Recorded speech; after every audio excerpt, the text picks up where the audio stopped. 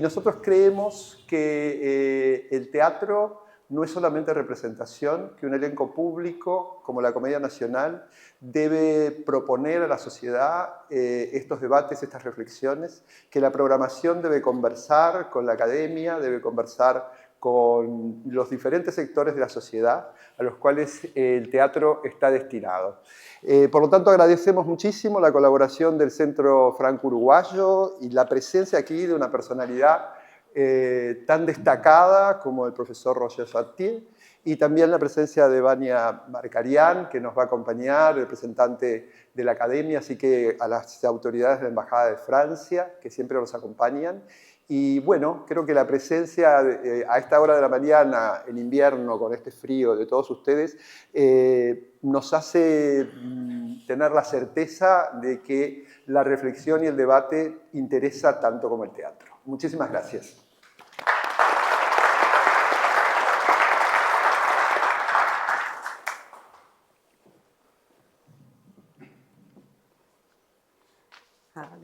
Bueno, muchas gracias, José Miguel, por las palabras. Gracias a todas y a todos por estar acá en la Sala Verdi en esta mañana hibernal. Bueno, van mis agradecimientos especiales para José Miguel Onaindia, director de la Comedia Nacional, por estimular este tipo de intercambios entre teatro y comunidad. También a la Sala Verdi, que abrió sus puertas en un horario inhabitual, por prestar este escenario también para este tipo de eventos. Ojalá sean cada vez más. A Marianela Morena, que está por ahí sentada, directora y dramaturga de estas manos sucias, por también estimular constantemente estos diálogos y cedernos la escenografía de su obra para el debate, para el diálogo. Obra que, si no la vieron, la pueden aún ver en esta sala. Está en funciones hasta finales de agosto. Es muy importante la convergencia de todas estas voluntades para que surjan eventos como este, así que muchísimas gracias a todas y a todos. Gracias, Vania Markarian, por sumarte a este experimento. Vania Markarian, historiadora, referente de la historia intelectual en Uruguay, profesora titular de la Universidad de la República en el Archivo General de la Universidad. Gracias, Vania. No sé si querías... Hola, buenos días a todos. No estoy acostumbrada yo a las luces del espectáculo, así que hago así para ver a quién me estoy dirigiendo. Empiezo, por supuesto, agradeciendo la invitación de Florencia. Creo que la verdadera interdisciplina funciona de esta manera cuando hablamos de lo que nos interesa a todos. Así que es para mí un gusto estar contigo, Florencia, y sobre todo un honor compartir escenario. Lo voy a contar muchas veces con el profesor Chartier, que seguramente no necesita mucha presentación y es por él que ustedes están acá, pero que Florencia va a presentar debidamente. Bien, vuelvo entonces al micrófono. ¿Se escucha bien? Sí. Y bueno, por último, pero en primer lugar, gracias, Roger Chartier, por estar acá entre nosotros, por también haber aceptado este diálogo. Es un honor y lo vamos a contar seguramente en reiteradas ocasiones que tuvimos este privilegio. Claramente, como decía Vania, no es necesario presentar, pero bueno, algunas palabras respecto a Roger Chartier, uno de los historiadores contemporáneos más importantes, una figura clave en la historia cultural, en la historia del libro, en la historia de la lectura. Nacido en Lyon, Francia, fue director de estudios de la Escuela de Altos Estudios en Ciencias Sociales en París y desde 2007 asumió en el prestigioso Collège de France una cátedra dedicada al estudio de las prácticas de la escritura en la época moderna, escrito y cultura en la Europa moderna, sería la traducción del título de dicha cátedra que ocupó hasta este mismo año. Desde allí sus cursos exploraron, y digo esto porque tiene relación directa con lo que queríamos conversar hoy, cómo los textos circulan más allá de sus fronteras de origen, a través de ediciones, de traducciones, de adaptaciones teatrales y reescrituras, como por ejemplo en casos paradigmáticos como el del Quijote. Es autor de obras claves de la historia cultural, varias de ellas traducidas al español, entre las que se destacan El mundo como representación, historia cultural entre la práctica y la representación, El orden de los libros, lectores, autores, bibliotecas en Europa entre los siglos XIV y XVIII, y un libro del cual también haremos referencia hoy, Cardenio entre Cervantes y Shakespeare, historia de una obra perdida, sobre justamente la obra perdida que conecta a través de traducción y adaptación a tres grandes figuras de la dramaturgia y de la escritura, Cervantes, Shakespeare y Fletcher. Su publicación más reciente en castellano, Editar y traducir, la movilidad y la materialidad de los textos, publicada en español por Gediza en el 2022, parte de una idea central, que editar es en sí mismo una forma de traducir.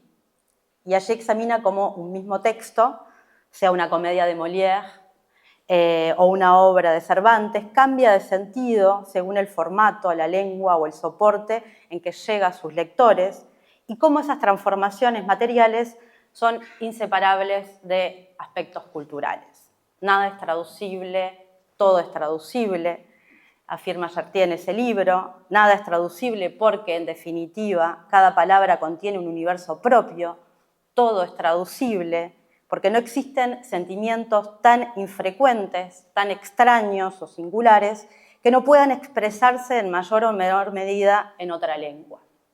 No es casual entonces que estemos en la escenografía de Manos Sucias, esta versión libremente inspirada de la obra de Jean-Paul Sartre que escribió Marianela Morena, donde no la adapta, sino que la reescribe radicalmente, la traiciona, podríamos preguntarnos, desplazando ese conflicto político de la Europa de posguerra a el conflicto político que nos atraviesa en la actualidad. Entonces usaremos esta escenografía de esta obra traicionada de Sartre como escenario para este diálogo, en el que no hablaremos del escritor y dramaturgo francés, ¿no?, sino que viajaremos al 1600 para hablar de obras de teatro que circulaban en folios no encuadernados, hasta llegar a la contemporaneidad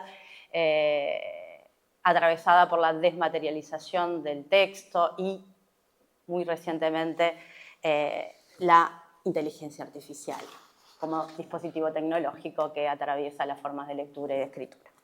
Así que, bienvenido Roger Chartier a este teatro y gracias nuevamente por acompañarnos en la conversación que Vania nos va a contar un poco cómo la vamos a organizar.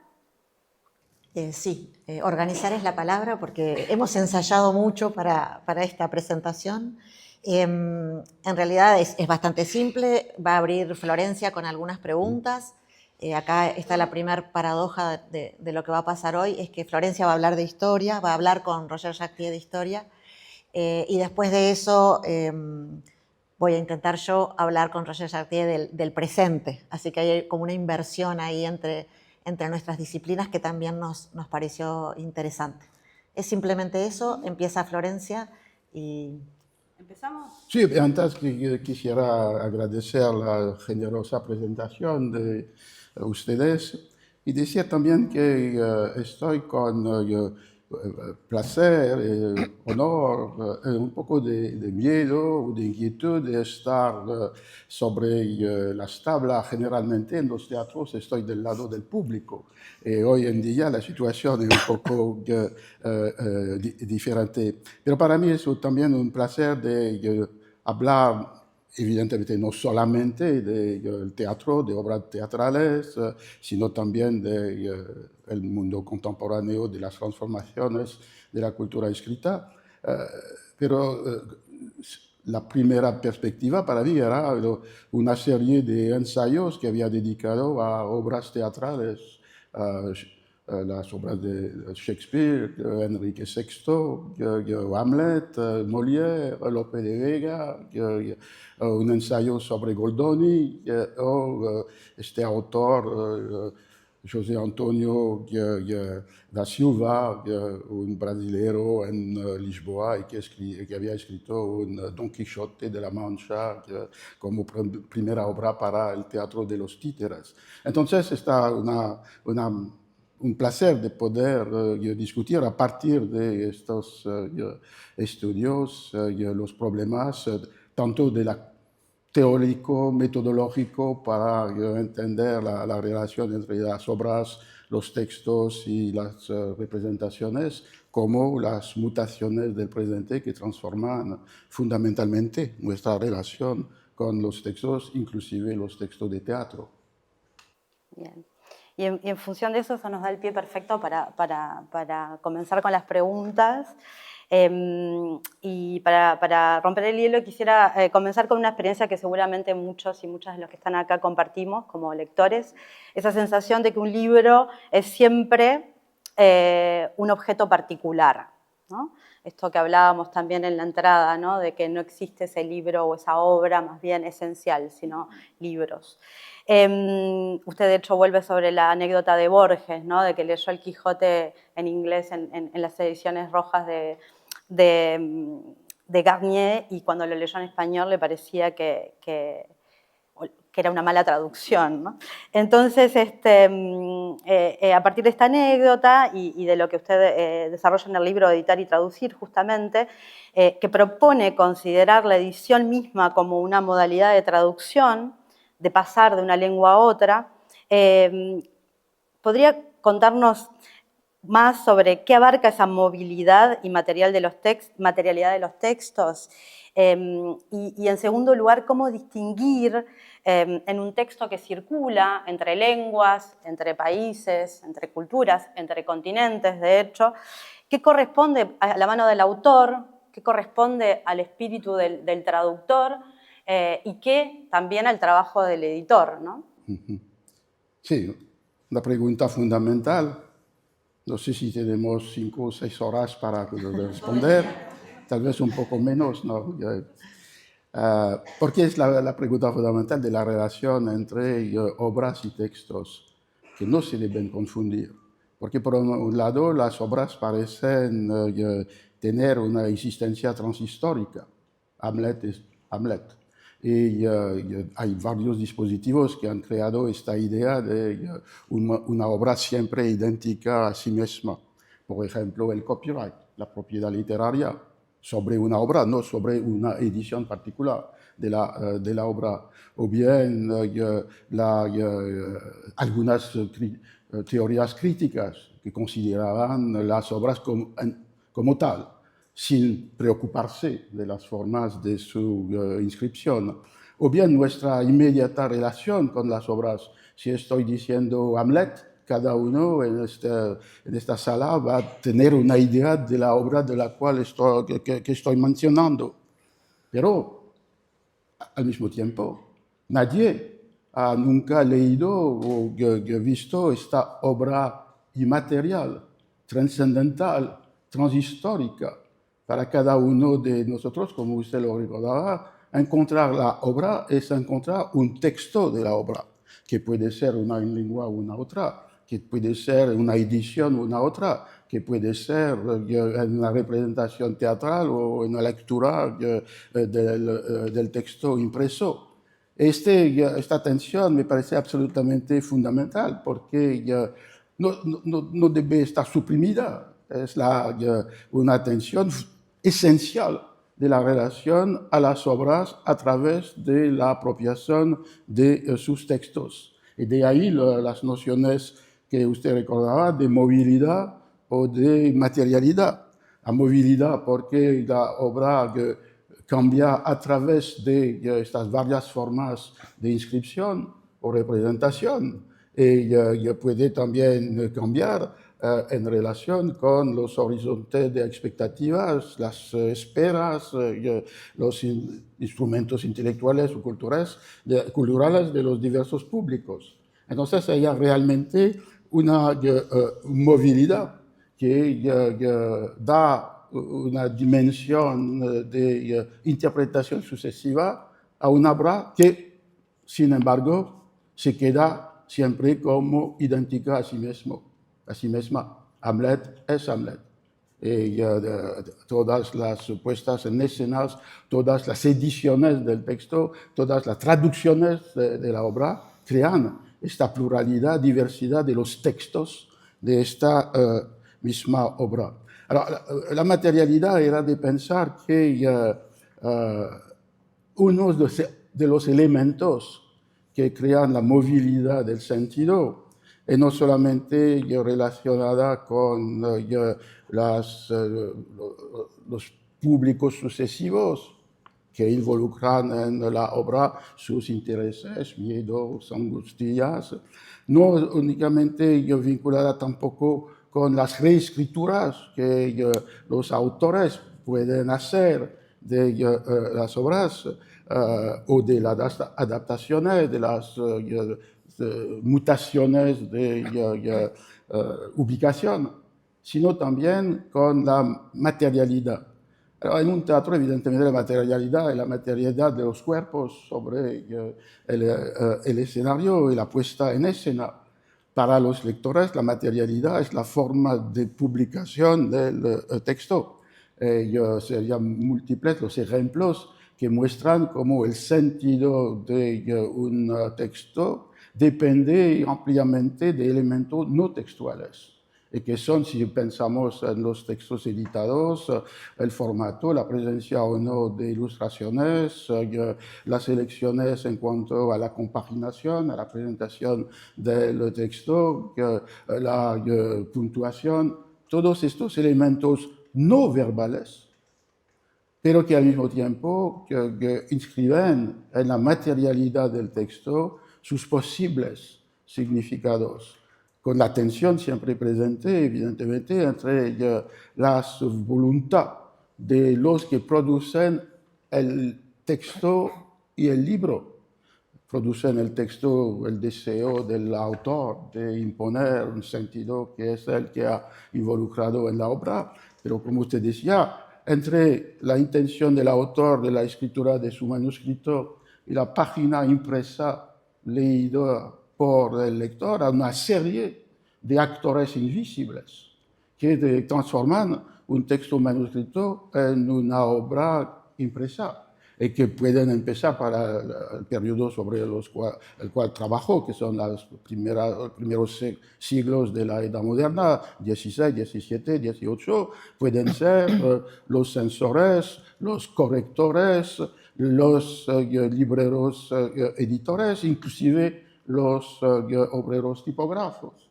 En este sentido, todo este mundo invisible de la transformación de una obra pensada y escrita por un autor y lo que está el texto recibido por un lector en un momento dado, en un lugar dado, en una forma de encarnación de la obra particular, me parece un tema de investigación, de reflexión absolutamente fundamental. Y de ahí la relación entre movilidad y materialidad, por un lado, y producción del sentido. Sería un poco la manera de acercarnos de esta cuestión fundamental, que es las formas de encarnación de una obra que consideramos, por varias razones, jurídicas, inmediatas, algunas veces críticas, como siempre idéntica a sí misma. Y es verdad para el punto de vista del derecho de una cierta estética, pero desde el punto de vista de una historia de las apropiaciones, representaciones, inclusive en el sentido teatral de la palabra, no es verdad. Debemos analizar esta trayectoria que modifica por varias razones, múltiples razones, los sentidos atribuidos a lo que llamamos una obra. En ese sentido, en Cardenio, entre Cervantes y Shakespeare, en ese estudio de la trayectoria de esta obra perdida que es Cardenio, se transforma en un ejemplo paradigmático un poco, ¿no? de esa transformación de una obra cuando pasa de mano a mano. Sí, es un caso paroxístico de este libro que usted ha traído sobre la mesa, porque era una historia a la vez muy especial, muy particular, de una obra perdida de Shakespeare. Tal vez no es la única, pero en el caso de Cardenio tenía un interés suplementario, porque Cardenio es un personaje del Quijote. Entonces era la manera de pensar un encuentro siempre soñado entre Shakespeare y Cervantes. Hay un cuento de Anthony Burgess que imagina el encuentro entre Shakespeare y Cervantes en Valladolid. Es un texto muy interesante, muy divertido y profundo en un cierto sentido, porque opone el mundo español será sobre sí mismo y Shakespeare que está presente en España porque la tropa, la compañía de Shakespeare ha visitado España. Alors, detrás de este Cardenio perdido había el tema que los novelistas del siglo XX han retomado, de las obras que nunca existieron y que sin embargo son comentados. Bolaño, por ejemplo, Piglia, varios textos sobre esta idea de hacer presente obras que nunca existieron. Ahora, en el caso del Cardenio, lo interés era de seguir los momentos en que aparecía mención de esta obra. Y para resumir este libro, había, para empezar, una obra que tenía un título, Cardenio, porque fue representada por la compañía de Shakespeare frente a la corte, pero el registro de pagamento era solamente Cardena, únicamente un título, 1613. Una segunda etapa fue en 1653, cuando un librero editor de Londres, en este tiempo de los teatros cerrados, quería imprimir obras de teatro. Para hacerlo, en el régimen de la publicación en Inglaterra, se debía registrar en el gremio de los libreros los títulos que se querían imprimir. Y aparece en una lista The History of Cardenio by Master Fletcher, and Shakespeare. Como si finalmente esta obra, que tenía solamente un título, había adquirido dos autores. Toda una discusión puede empezar sobre la veracidad de esta atribución. Es verosímil porque Shakespeare y Fletcher han escrito juntos 3 obras de teatro, una colaboración muy pensable, pero porque by Master Fletcher y Shakespeare, porque evidentemente si había alguien que podía utilizar el Quijote para hacer una obra de teatro, no era inmediatamente Shakespeare, sino Fletcher, que conocía perfectamente el español y que ha escrito una docena de obras de teatro basadas sobre no solamente el Quijote, sino las novelas ejemplares o bien el Persiles y Frismunda. Entonces, una atribución. Y tercer tiempo, una obra que tenía un título, que tenía 2 autores, pero que no tenía texto. Hasta ahora nunca se ha encontrado el texto, salvo que en los comienzos del 18, Theobald, que era un editor, particularmente de las obras de Shakespeare, pretendía tener manuscrito de la obra perdida. Y había escrito él mismo una obra supuestamente basada sobre el texto de Shakespeare que era Double Falsehood. Y esta afirmación fue recibida por algunos como una total falsificación, una invención, para otros como tal vez una obra de Fletcher, pero no de Shakespeare. Pero era mejor para Theobald presentarla en el siglo XVIII, en un momento de un renewal, de resurgencia de la obra shakespeariana como de Shakespeare. Pero esta historia me había también llamado la atención porque hoy en día muchas compañías teatrales querían, a partir de los años 1995 hasta 2010, representar una obra desconocida de Shakespeare no era poca cosa.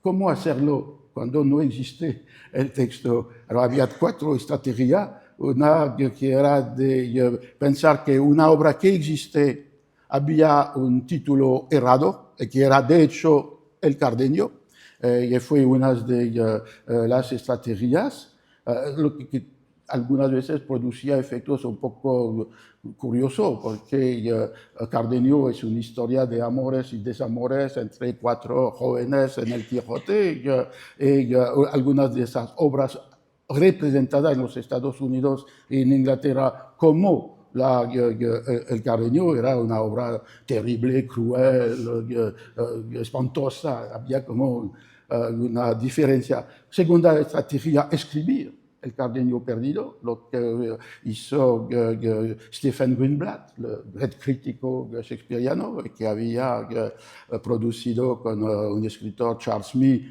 un Cardenio, pero no diciendo que era el Cardenio de Shakespeare, inspirado por Shakespeare. Una tercera práctica era de considerar el texto de Theobald como finalmente el texto de Shakespeare, añadiendo elementos de la traducción de 1712 de Don Quijote. Fue la Royal Shakespeare Company hizo este tipo de representación.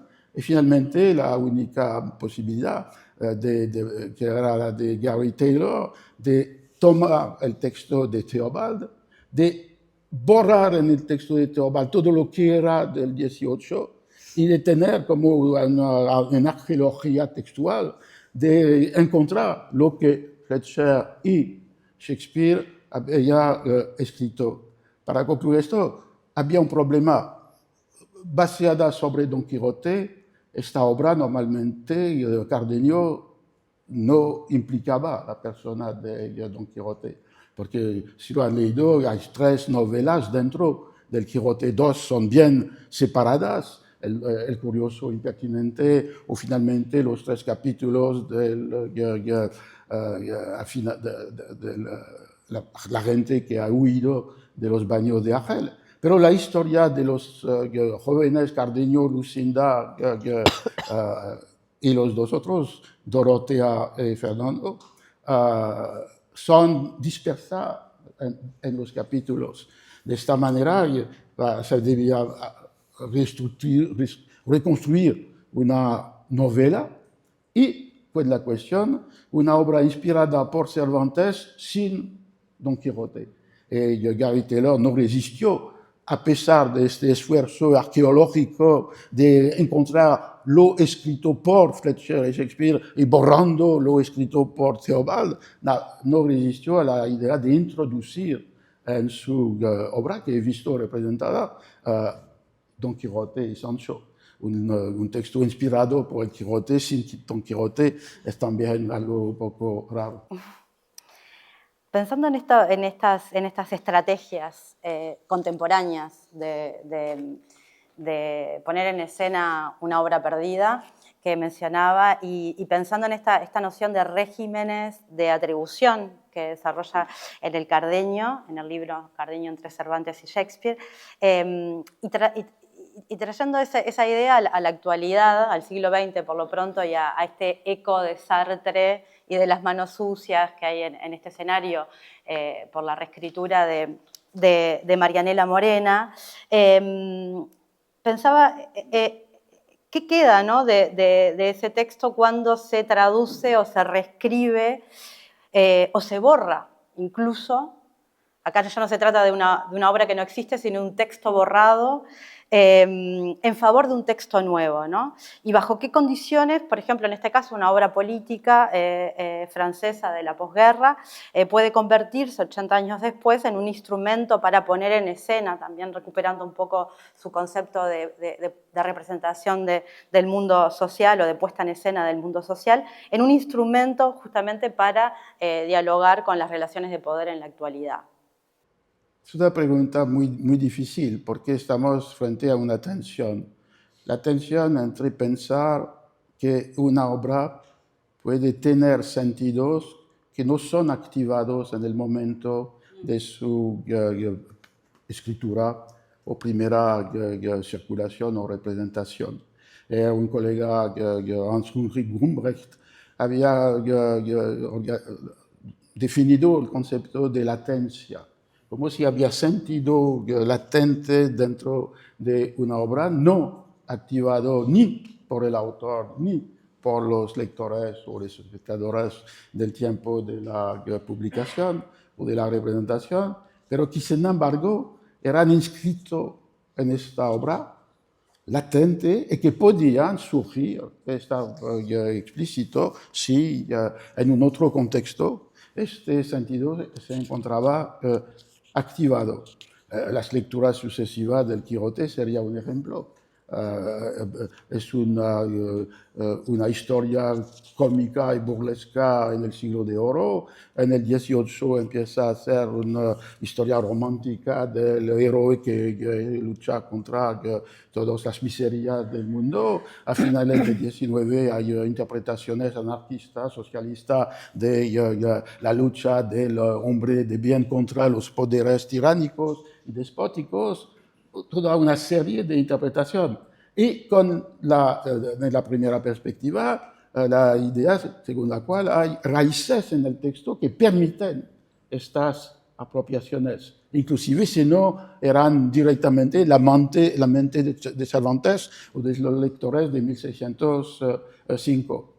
Por otro lado, evidentemente, el riesgo permanente, el riesgo del anacronismo, de imponer sobre una obra un sentido contemporáneo, pero la obra se transforma en un puro pretexto.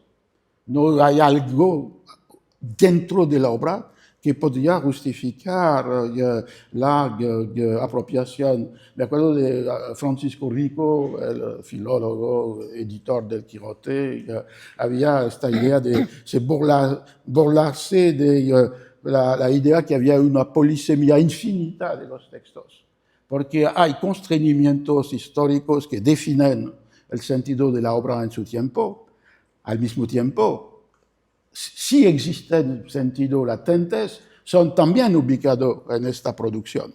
Y en este caso, son delimitados por las posibilidades abiertas, pero inscritas en la obra, y no una pura imposición de una anacrónica visión utilizando la obra como un pretexto, una referencia de legitimación, una forma de justificación.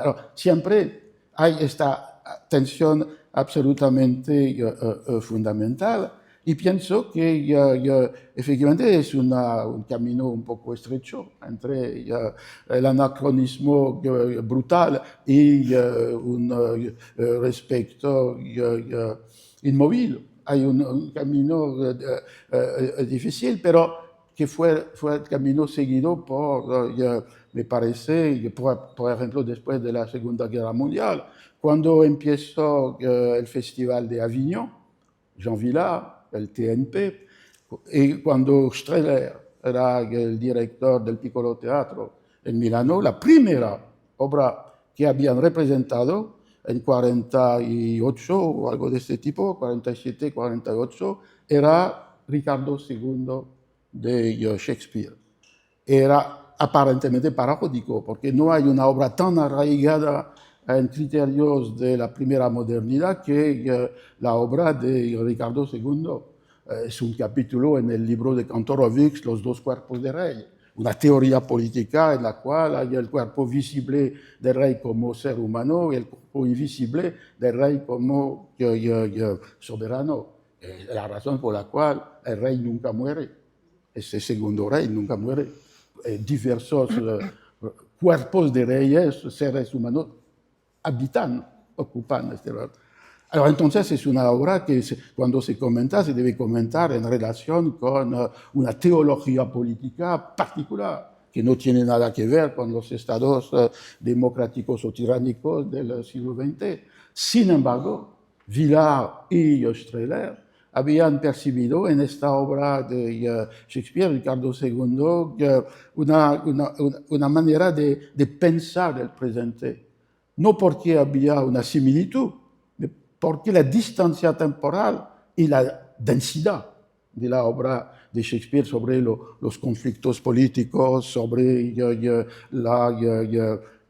la naturaleza del poder, sobre la distancia tomada por Ricardo II, el rey, en relación con su papel de rey, o su identidad de rey, podían, en un mundo caótico, postguerra, incierto, de tener una resonancia.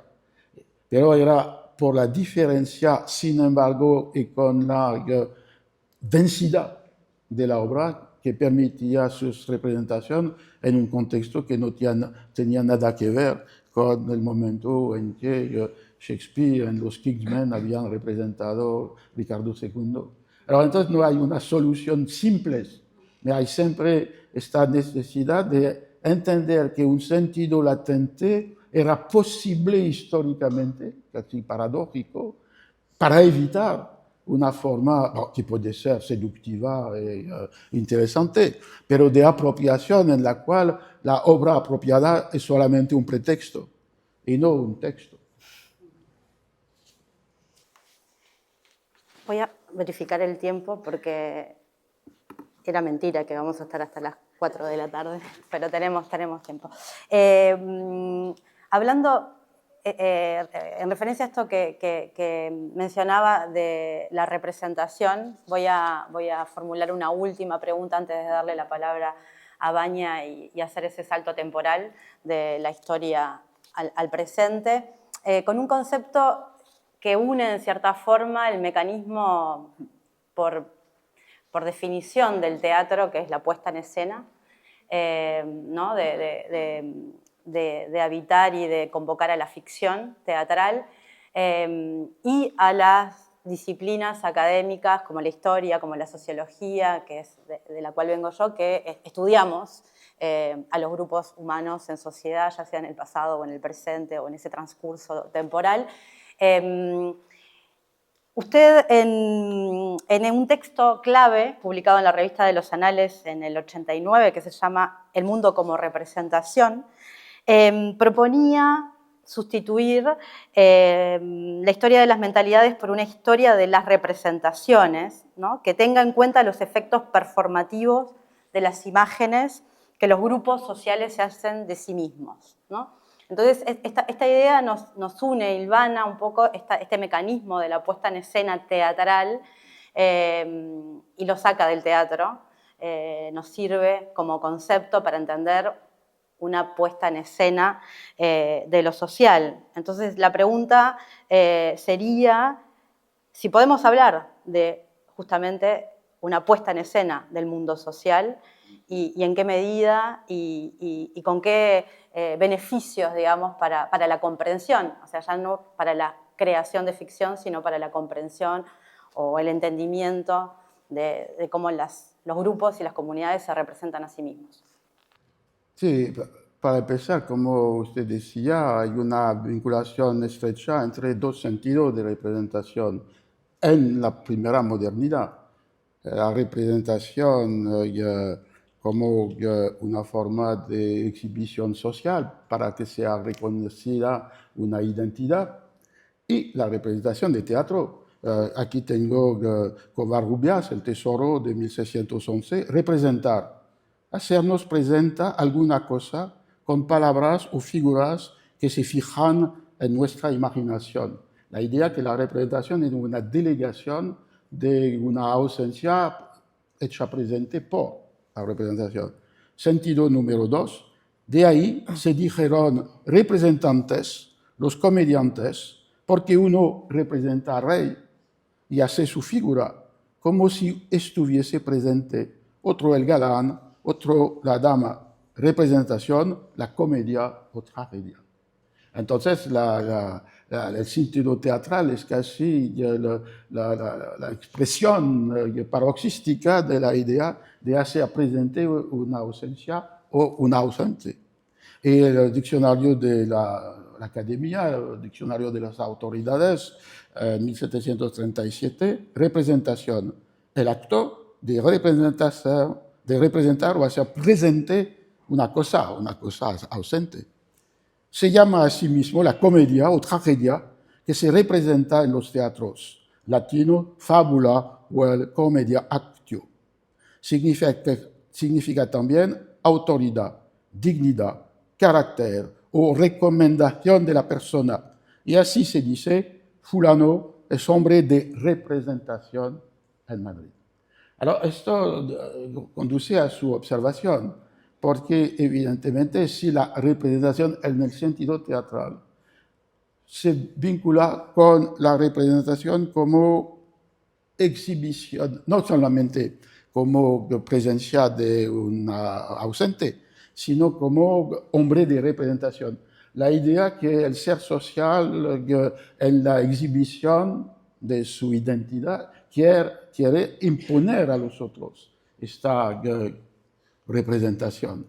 En este sentido se ve que el teatro, particularmente, no sé, en el 19, pero el 20, el 17 también, actúa de esta manera, porque sobre el escenario, si pensamos, era implícito en su observación a comedia de Molière, que había estudiado, se ve que se aplica teatralmente lo que Pierre Bourdieu o Erving Goffman han descrito como el juego social, en la cual los individuos intentan imponer un reconocimiento de su identidad gracias a la representación que dan de ellos mismos y, evidentemente, la aceptación o rechazo por parte de los otros de esta representación de la identidad que supuestamente debe imponer.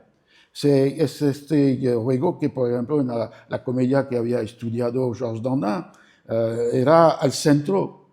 Cada individuo intentaba dar una representación de sí mismo que los otros debían aceptar. Georges Dandin es un campesino que se ha casado con la hija de un noble. No pretende estar noble, pero pretende estar al nivel.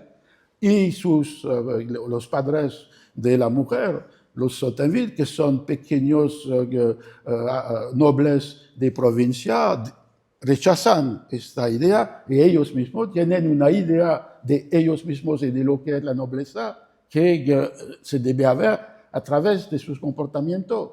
Pero en la obra hay un cortesano que pertenece a la nobleza aristocrática de la corte y que se burla siempre de los otros nobles que no corresponden y que no acepta como representación de la nobleza lo que los Sotteville están haciendo, porque tenía también él una representación de sí mismo y un concepto de lo que debe estar representado para estar aceptado como noble diferente. Y finalmente esta cadena de luchas de clasificaciones, que será, como decía Bourdieu, una forma de lucha de clases, de esta cascada de intentos para estar reconocido y fracaso para estarlo. Termina el contexto histórico de la obra, que era el momento en que había investigaciones para certificar o no la nobleza de los que pretendían estar noble. Era los primeros años del reinado de Luis XIV.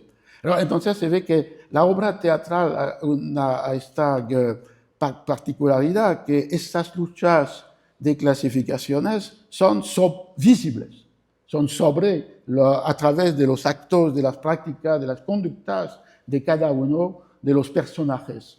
Y de esta manera es una lección de sociología al vivo, en la inmediatez de los intercambios entre los personajes.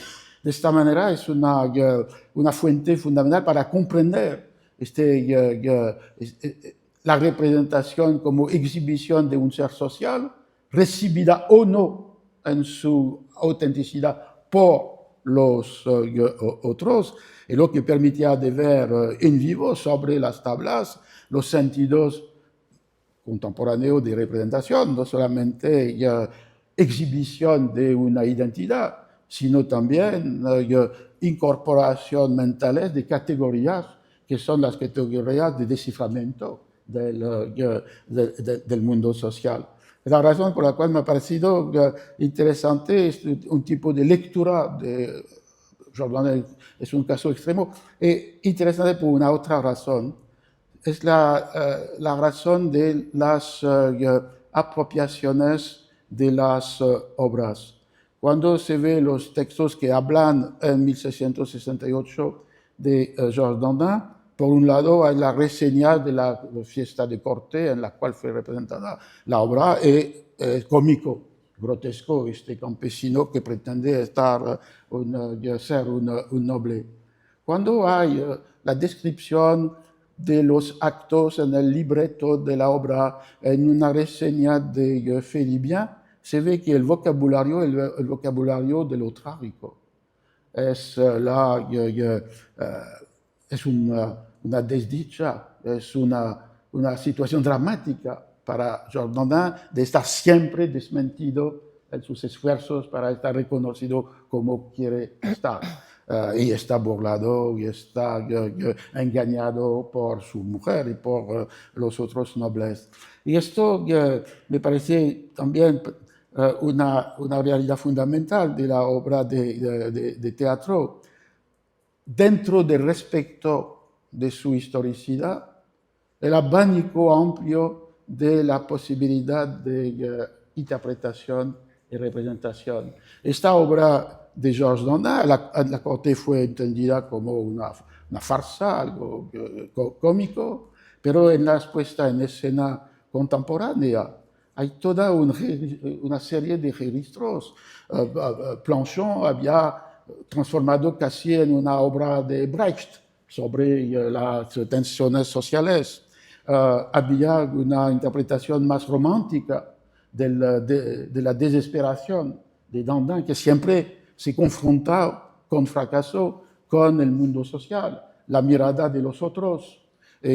Nunca está reconocido, está siempre engañado por este contrasentido, esta ignorancia que tiene del funcionamiento de la sociedad. Entonces hay una apertura posible de las interpretaciones que hace, me parece, una riqueza de la obra de teatro, y siempre esta tensión, y supongo que para las adaptaciones o las puestas en escena es siempre un desafío fuerte de respetar algo de la obra, sino porque apoderarse de ella. Y al mismo tiempo de hacerla contemporánea y de proponer una interpretación de la obra. Había hecho más o menos algo comparable sobre el Don Juan de Molière. Entonces, y realmente para concluir, en el caso de Molière, lo interesante de esta aguda percepción de la crueldad o del grotesco del juego social se vinculaba con una historia sobre los tablas imposibles, porque a la mitad del siglo XVII un campesino, inclusive rico, nunca podía casarse con una hija de la nobleza, inclusive pobre. Entonces era a través de lo inverosímil de esta intriga que Molière conscientemente, inconscientemente, de una manera polémica o no, había desenvolvido esta historia de las luchas de clasificaciones.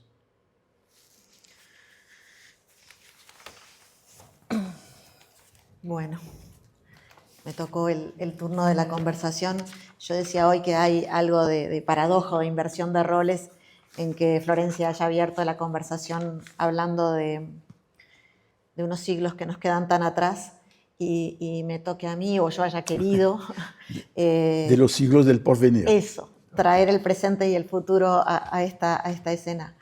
Es una paradoja, pero no es tan rara porque, bueno, ya sabemos, a los historiadores nos interesa no el pasado, sí el pasado, pero sobre todo el tiempo, la temporalidad, ¿no? Cómo habitamos el tiempo.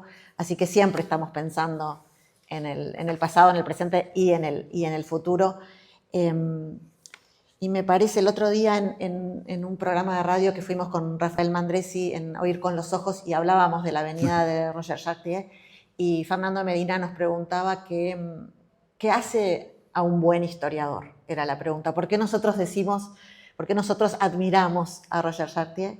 Y hay muchas respuestas posibles, por supuesto no hay un catálogo, un dogma de esto, pero yo creo que una de esas respuestas, o varias de esas respuestas las hemos visto recién, lo bien que cuenta, lo bien que escribe, en el caso de que lo leamos, pero también cómo mantener la vigencia del pasado sin perder de vista la radical diferencia que nosotros tenemos con esos humanos que habitaron otro tiempo. En ese juego me parece que hay gran parte de lo que hacemos, de lo que queremos, de lo que aspiramos a hacer los historiadores.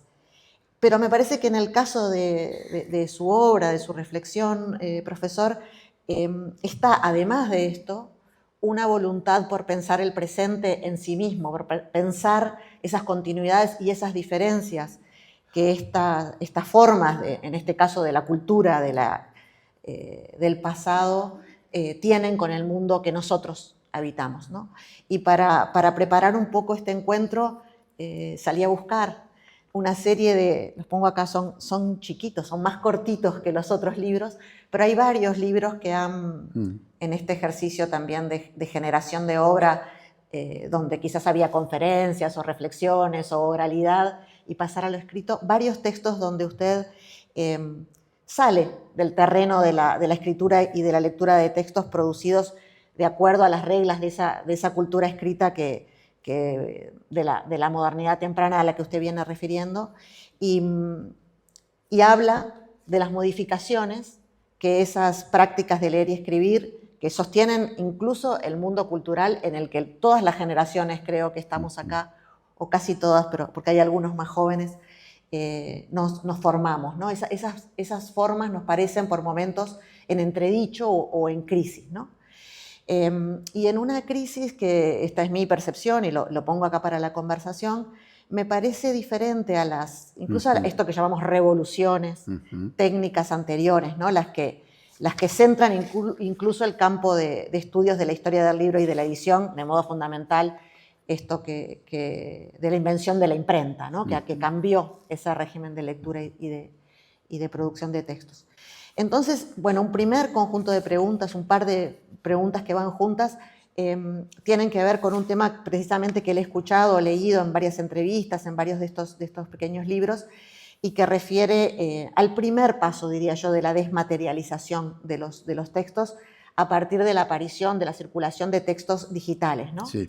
Y luego de la digitalización de textos cuyo soporte nativo era otro, cualquiera fuera su formato, que es distinto. Los textos que son nativos digitales y los textos que circulan digitales pero se digitalizaron a partir de otro soporte, ¿no? Entonces me pregunto, la pregunta es sencilla, pero a ver cómo navegamos en ella, ¿qué se gana y qué se pierde en ese proceso? ¿Qué se ha ganado y qué se ha perdido en ese proceso, ¿no? Hay algunos estudios que yo he visto sobre los efectos cognitivos que esto tiene, ¿no? Pero mi pregunta va más por el lado de la relación intrínseca, diría yo, entre unas formas materiales y unas formas culturales, que son de las que viene usted hablando, ¿no? Y por otro lado, me gustaría, trayendo la pelota a nuestra cancha, la de los historiadores, hablar de las implicancias que esto tiene para nuestro oficio, ¿no? Que en gran parte estaba asignado por el vínculo íntimo de los historiadores con los documentos escritos, impresos o no, o manuscritos o lo que fuera, en sus soportes originales, ese fetiche de alguna manera de tocar el documento en su soporte original, ¿no? Y bueno, y todos hemos escuchado el acceso a la documentación de archivo digitalizada. En la pandemia esto fue explosivo, democratiza el acceso. Queríamos ver un archivo en Lyon y la Biblioteca de Lyon lo digitalizó, lo puso en servicio, entonces los que no tenemos el dinero para viajar igual podemos verlo, ¿no? Pero bueno, también cambia mucho Sí. esa relación, bueno, un poco fetichizada quizás, pero también muy íntima y muy definitoria de lo que hacemos de acceso a los documentos en sus soportes originales, ¿no? Entonces, la pregunta en este segundo caso es qué mediaciones o qué operaciones de traducción debemos tener en cuenta al leer textos digitales o digitalizados como historiadores. Bien, de nuevo 4 horas para responder. Me he acercado de esos temas a partir, evidentemente, como usted decía, del trabajo histórico. Pero no soy un especialista. De esta manera, el tipo de validación del discurso no es exactamente el mismo que cuando estoy hablando de Cardenio. Pero lo importante es que la historia de la cultura escrita, que era y es mi campo de trabajo, representaba la manera de acercarse de las radicales de ruptura de los presentes. La historia de la cultura escrita, como te lo mencionaba, fue ampliamente organizada alrededor de la invención de Gutenberg, de los caracteres móviles, la prensa de imprimir, la publicación impresa. Pero evidentemente, históricamente, se debe ubicar en un contexto, una historia de otras rupturas que algunas veces enfatizar la ruptura, la invención de Gutenberg había esquecido. Por ejemplo, el momento en que apareció la forma del libro que es todavía la nuestra, lo que llamamos códices, que no era el libro leído por los antiguos que leían en forma de rollo o por la gente de Sumer que leía tabletas. Entonces, una mutación morfológica que estaba anterior a una mutación tecnológica. Y finalmente se podía añadir en esta historia de larga duración las transformaciones de la lectura, la posibilidad de una lectura silenciosa y no necesariamente oralizada, como aparece progresivamente al correr de los siglos de la Edad Media y hasta las sociedades contemporáneas. Lo que era una práctica general, leer en voz alta por sí mismo, se transformó en un criterio del analfabetismo en el siglo XX. Ahora, dentro de esta serie, también otras revoluciones de la lectura calificada como tal en el siglo XVIII, la gente pensaba que había con una intensidad, multiplicación, pluralidad, omnipresencia de la lectura, del leer. Aquí era no una mutación morfológica, como el Codex, no una mutación tecnológica, como Gutenberg, sino una serie de mutaciones culturales. Lo importante era que pensando con estas 3 modalidades de ruptura, la primera ruptura de nuestro presente, la razón por la cual hablaba de presentes al plural, la primera ruptura era el mundo digital. Era este aparato que tenemos aquí sobre la mesa, la pantalla de una computadora, cualquier que sea su tamaño. ¿Y por qué era una ruptura sin par en el pasado? Es porque por la primera vez había una separación entre el contenido textual y el objeto sobre el cual estaba inscrito. En un libro que tiene aquí hay un texto impreso dentro de un objeto morfológico y son inseparables. A partir de este momento, el recurso digital es un recurso, pero no único. Necesita, no siempre, soy como todos leyendo textos frente a la pantalla, pero si es el texto de estudio, me parece absolutamente menester, necesario, de encontrar las formas sucesivas de la edición de Georges Dandin, de los textos shakespearianos, desde los pequeños panfletos un cuarto que era muy vulnerable, hasta el majestuoso folio de 1623, que era como un monumento shakespeariano. Alors, es una necesidad que se debe practicar y tal vez transmitir a los estudiantes. La idea que para cierto tipo de estudio, para mantener la comprensión del pasado o para estudiar una obra particular, un discurso específico, la representación digital no está suficiente.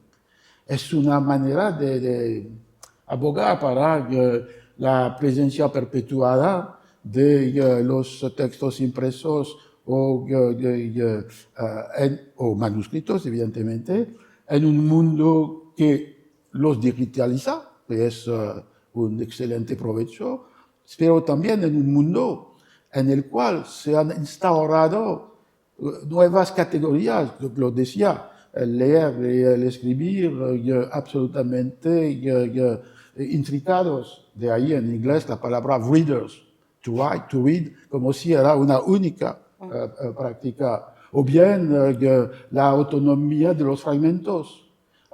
Evidentemente se puede leer un fragmento en un libro impreso, pero la materialidad impone de saber dónde está este fragmento y a qué corresponde más o menos en la demostración, la argumentación o la narración.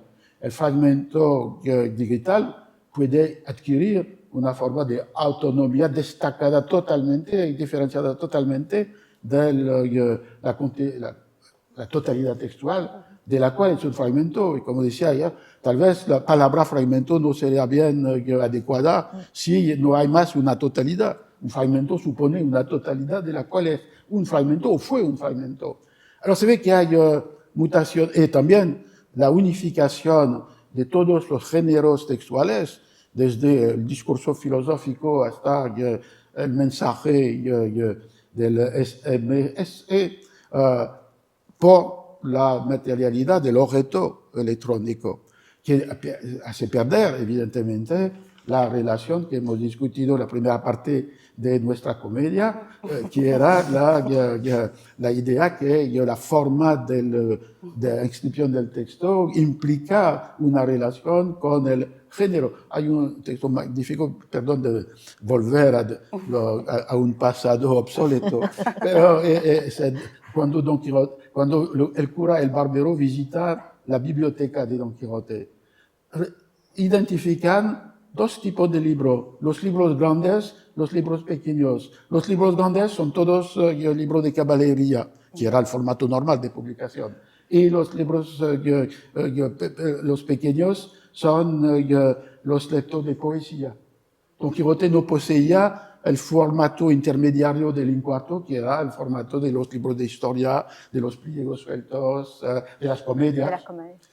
Entonces, todo esto se pierde en la transmutación. Alors, no para decir que debemos ir a contrasentido, pero para decir que las razones para mantener una cultura impresa, tal vez una cultura manuscrita en el tiempo del mundo digital, es no solamente una nostalgia, una melancolía, pero es una necesidad intelectual y conceptual. Alors, presentes en el plural, y supongo que estas sus otras preguntas, porque dentro de la mutación digital aparece la inteligencia artificial, que es una etapa suplementaria, porque en este caso no es solamente un aparato que da a leer los textos en un formato que no era el suyo anteriormente, sino que tal vez es la introducción de una tecnología que sustituye al ser humano muchas competencias, tareas, prácticas, particularmente la escritura de textos. Tal vez es un otro tema de la discusión. Sí, bueno, mi segundo grupo de preguntas iba para ahí. Absolutamente. Perdón, mi segundo grupo de preguntas iba para ahí y nos trae más a este presente que muchos percibimos como caótico, como marcado por sucesivas crisis. precisamente de esos principios de inteligibilidad de la cultura y la política que eran la base de nuestra vida en común, ¿no? Y a eso alude obviamente a la irrupción de las herramientas de la llamada inteligencia artificial que escriben y que leen por nosotros, ¿no?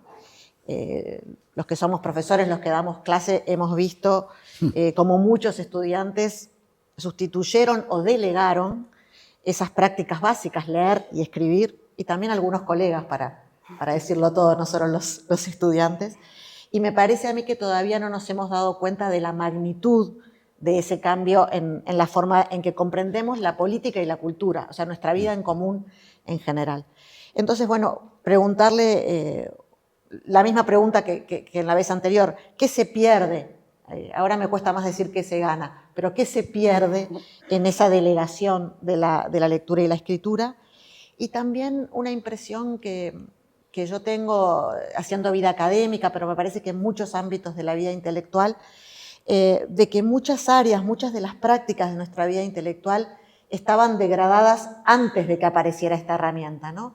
En el caso nuestro, por la urgencia del paper, por el formato del paper, por las formas de evaluación de las tareas intelectuales, por las formas de enseñar y aprender con los estudiantes de modo masivo. Sí. Entonces, lo habíamos convertido en una máquina de tal tipo que cuando apareció la máquina que lo podía hacer mejor, ¿por qué no dejar que la máquina lo hiciera?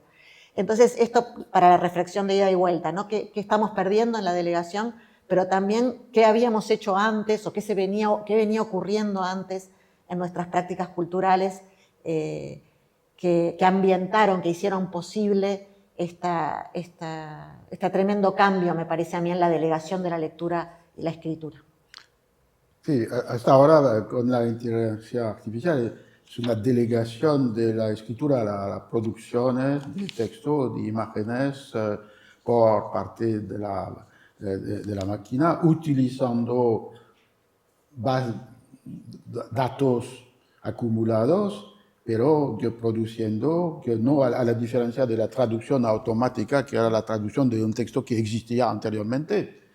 Aquí que produce textos que no existían anteriormente y que se dan las apariencias de un texto creado por un ser humano, que sería otro elemento de esta etapa de la revolución dentro de la revolución, de la IA dentro del mundo digital, que sería efectivamente la capacidad de sustituir actividad tradicionalmente vinculada con el ser humano a un robot, a una máquina. Esto es un tema, evidentemente, no tengo aún menos competencia, pero que es de cada día en los periódicos y los diarios.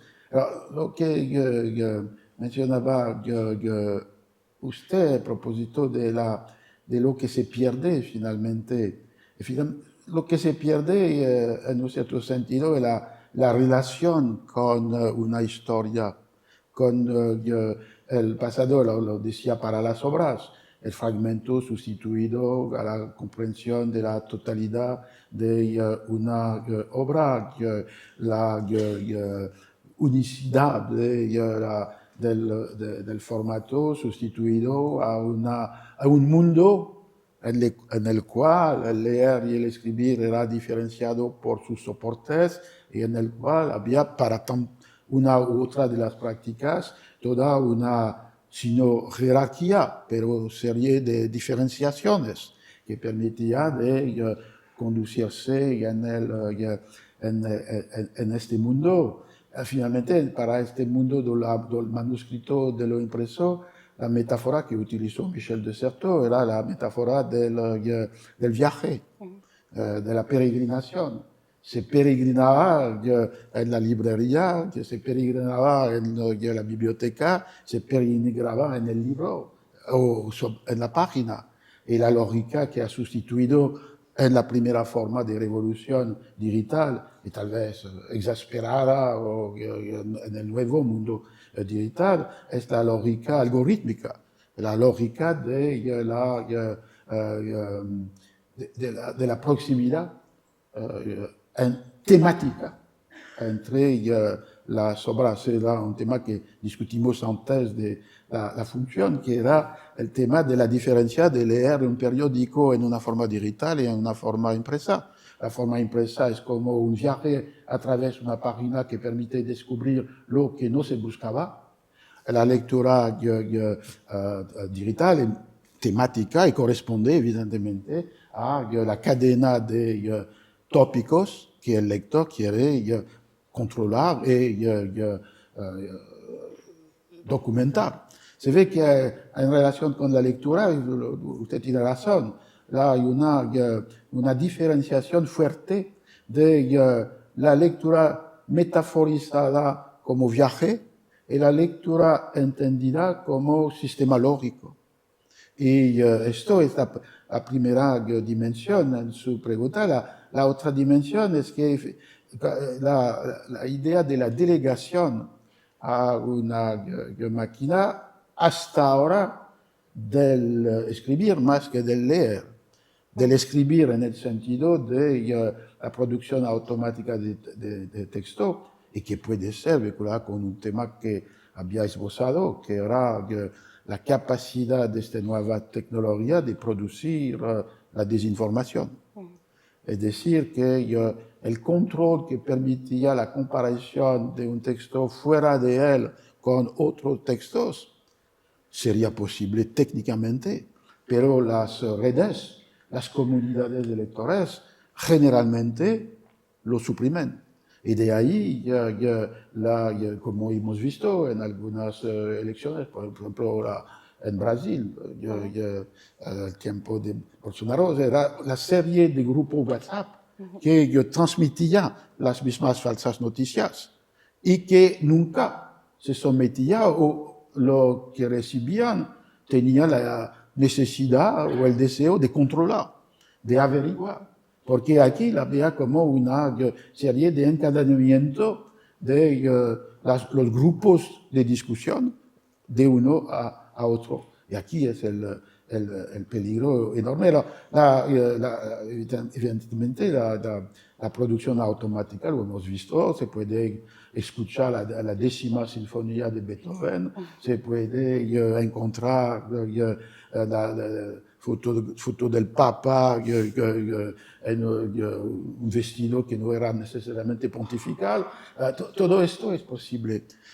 ¿Y cómo lo limitar, lo domar, lo controlar? Esta automacidad que no considera al ser humano como el único productor de textualidad o de iconografía. Ahora, tal vez, ¿qué entiende usted cuando habla de un fenómeno paralelo para la lectura? Todavía todas estas producciones tienen lectores, nosotros. Tal vez la próxima vez los robots serán lectores de los textos producidos por los robots. ¿Pero qué vamos a hacer? No, yo pienso cuando en producciones, por ejemplo, de estudiantes le piden que analice el reparto de tierras de la Revolución Artiguista de acuerdo a al libro de Barrán y Nahum y al enfoque de Marx. No leyeron a Marx, no leyeron a Barrán y Nahum, no saben lo que es el reparto de tierras artiguista, pero ahí alguien leyó por ellos primero y luego produjo un texto por ellos. Esos son lectores de lectores. Sí. El lector automático que produce, por ejemplo, la respuesta de Google y ellos como lectores de esta lectura. Ya no son lectores de libros. No tienen una mediación entre lo leído y lo que dicen que han leído. Sí, a eso iba. Bueno, yo tenía una última pregunta que no voy a hacer, que voy a dejar abierta porque me parece que se ha hablado mucho de esto que está dicho.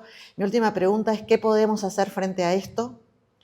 Y preguntaba resistir, pero creo que lo que estamos haciendo acá es lo que podemos hacer frente a esto, que es hablar de esto y haber representado esta magnífica obra nosotros tres. Sí, se puede decir un poco más, porque evidentemente hay las leyes que pueden desempeñar un papel.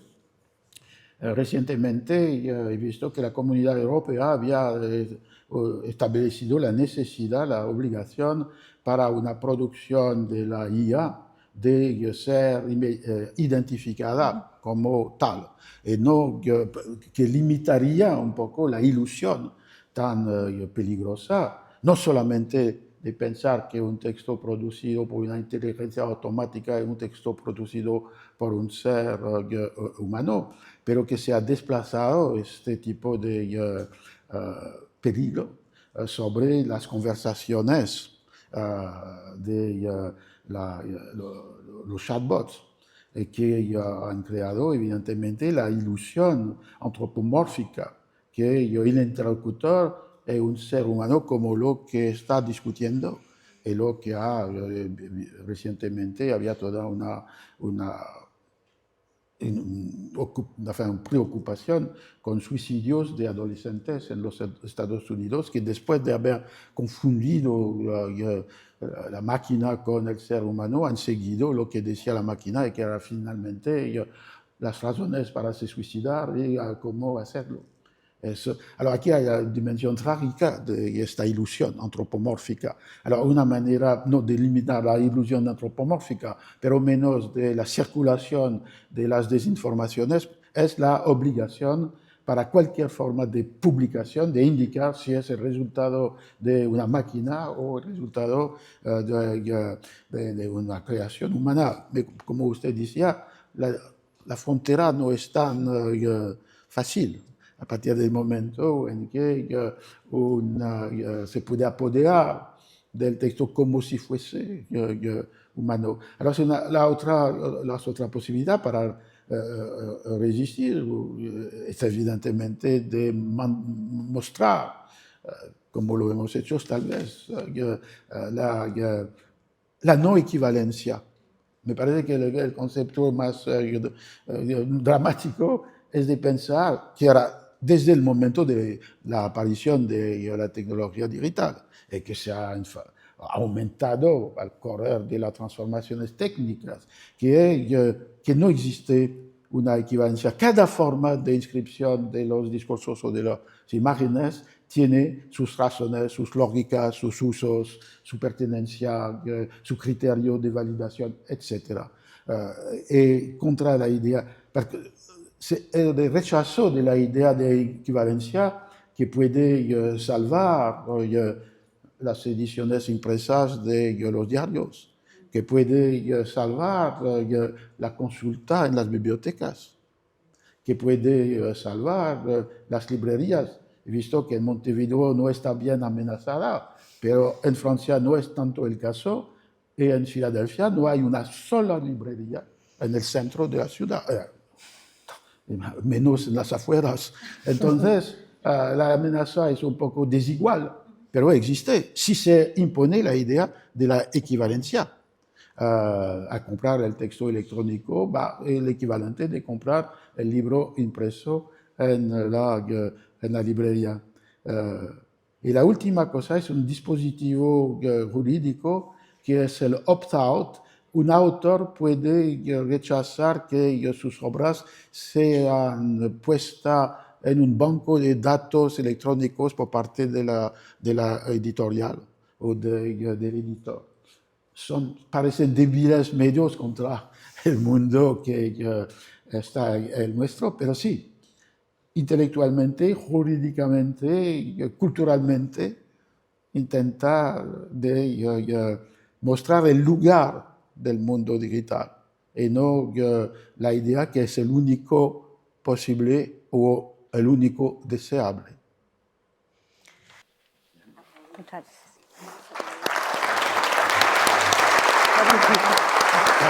Como en el Es el teatro. Una comedia en 2 actos. Muchas gracias. El teatro, aquí en general estoy aplaudiendo. Bien, Hay que hacer una reverencia. Sí.